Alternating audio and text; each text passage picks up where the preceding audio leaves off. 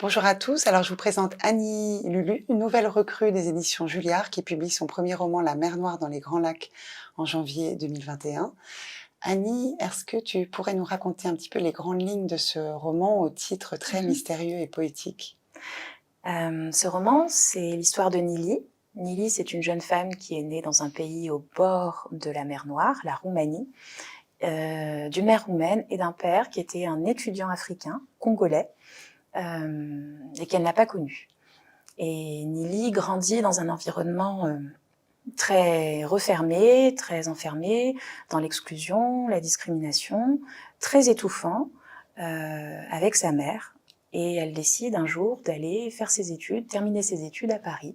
Et naturellement, c'est le début d'un voyage qui va consister dans la recherche de son père et qui va aboutir à la rencontre de l'amour et la conception de l'enfant qu'elle porte, auquel elle raconte son histoire. C'est effectivement une adresse à l'enfant qui va naître, qui commence au bord d'un lac, qui est extrêmement poétique, d'une écriture vraiment magique, j'ai trouvé, et extrêmement mûre pour ton jeune âge, puisque tu n'as que 32 ans.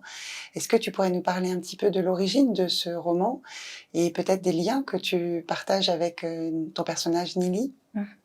J'ai eu l'idée d'écrire ce roman il y a plusieurs années, quand j'ai quelque part trouvé la voix de Nili. Alors, on a un point commun, elle et moi, c'est qu'on est toutes les deux roumano-congolaises. Moi, je suis née à Iași, donc c'est au nord-est de la Roumanie, d'un père congolais, d'une mère roumaine et d'origine hongroise. Et Nili et moi, on a eu deux histoires radicalement différentes, puisque mes deux parents m'ont gardée et sont venus en France, et j'ai grandi dans un environnement très différent de celui qu'elle a connu. Mais elle est restée là-bas, dans une situation d'abandon, et elle a dû faire face à ce monde qui lui était hostile. Donc tu as eu envie d'explorer aussi avec ce personnage une autre vie que la tienne, et aussi avec ce voyage initiatique, parler d'un certain nombre de thèmes qui t'intéressent beaucoup, je crois, qui sont ceux de la multiculturalité, le fait d'avoir plusieurs origines et de conjuguer en soi, dans une même identité, des identités aussi différentes que celles des Balkans et de l'Afrique. Oui, tout à fait. L'idée de ce roman, c'était d'essayer de trouver quelle aurait pu être la vie d'une jeune femme, d'un jeune homme qui serait né dans les Balkans, d'un père africain qui aurait grandi. Ça donnerait quoi?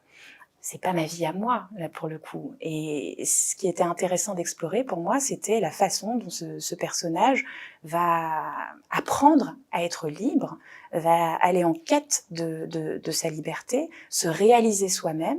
Et ça passe effectivement par ce voyage, ça passe par le fait de retrouver, alors je parlerai pas de racines, mais peut-être des sources à partir desquelles elle peut se réaliser et se construire.